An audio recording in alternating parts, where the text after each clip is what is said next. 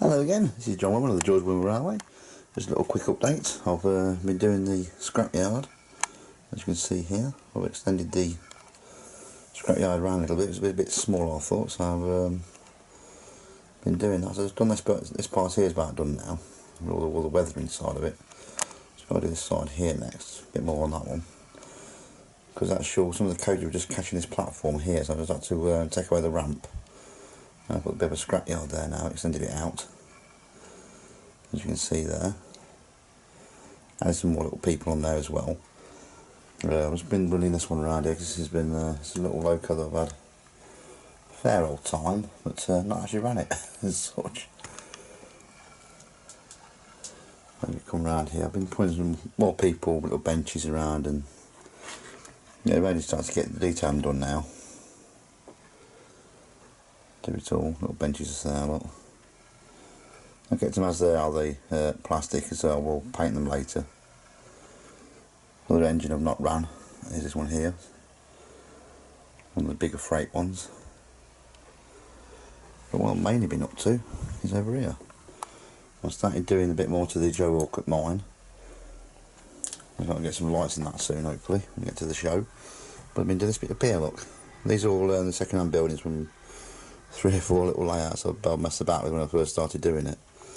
I wanted to keep them as like a bit of a memento, so I don't think they're great and this and the other, but I wanted to keep them on the layout as a bit of a memento. So I just started doing the thing with them. Someone's been shot there, like such these little people just fall over when you start to glue them.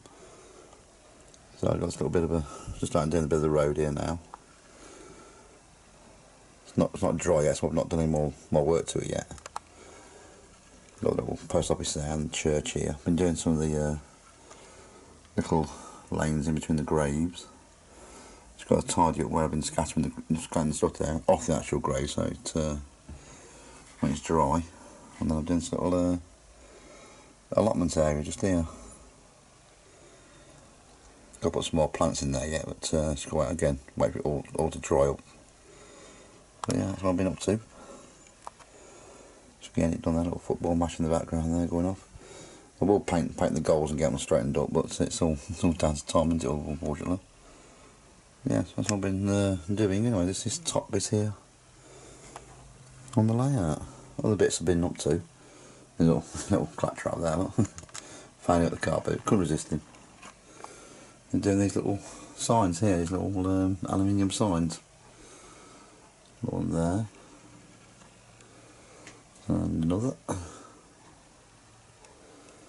And another one, and there's another couple there as well, and also down here, and more like the station signs you see, the golden shred, and the jelly, and the soap.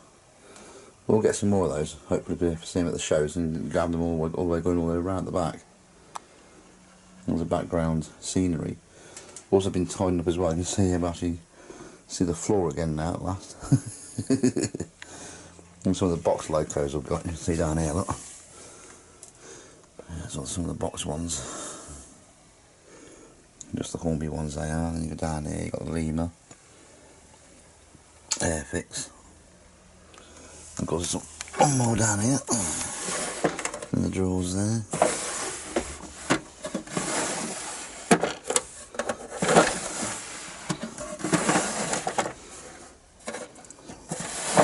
Again, I was buying multiples of these engines. And at the bottom we've got the A4s. See them there. And then I've got some of the loco train sets just there. Come around here, you've got the Backman. And then obviously my fairly good collection of inline.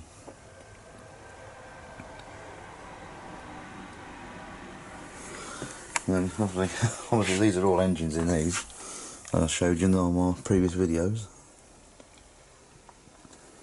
That's only temporary wiring just there, by the way.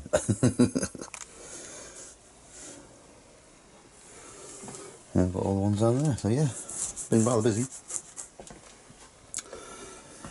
But we'll get some more people on this one later on and get some more of the trees and bits and bobs in. Yeah, it's finally getting sorted now. The Fallout 76 there. It's a god awful game, but a brilliant collection pick.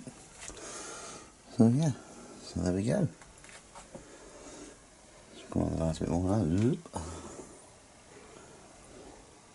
It's all detailing work now. I've got to get it done now and get the track sorted out. There's still one or two little bits that do catch. I bought some of the bigger coaches, and when I first had the railway I was only using the 4-bogied ones, but with some of the LMS 6-wheeled coaches they're just catching on points like it's down here and just a bit at the end of the platform with the overhang on them, which I didn't realise it would do that when I first had them. So these little ones here ground fine, because the bigger ones don't. It's a bit of a pain, but I'll have to sort that out as a later date.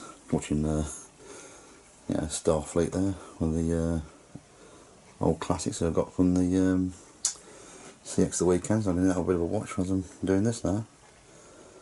It's really nice for this bit done now. Along here, I'm going to start to get these painted up soon and get them properly straightened up and ready for the wires to go across, because I'm happy with this line now, so I can get that done now without some damaging anything. There's some of the canoeists as they go on their wares in the water.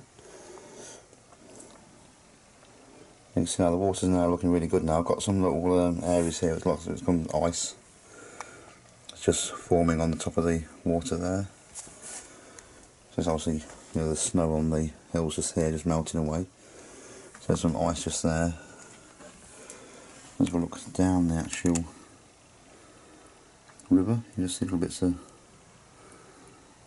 ice and stuff on the actual water as well going down there. And dust.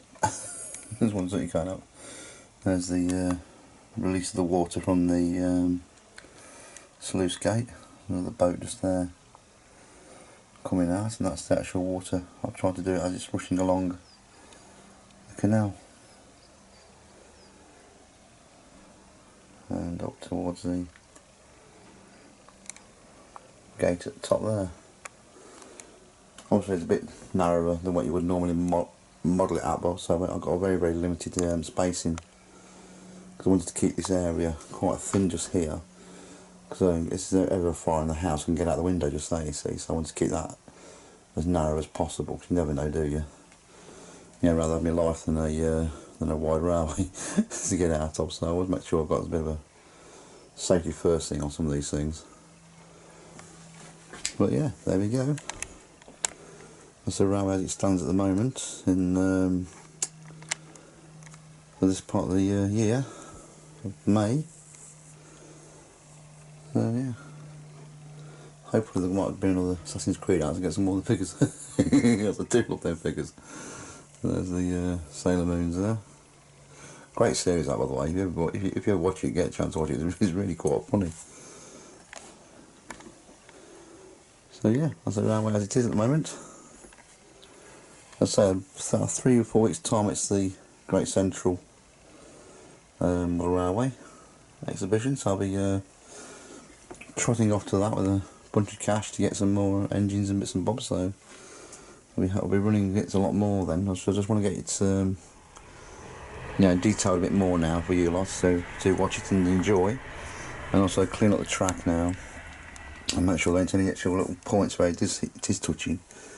It's one of those things, is that different manufacturers, they'll have wagons are just slightly wider or just slightly shorter, and it does cause me a bit of problems. But no, it's the same. This is the first major railway I've ever built, so these are all beginners' errors that can probably help you lot avoid.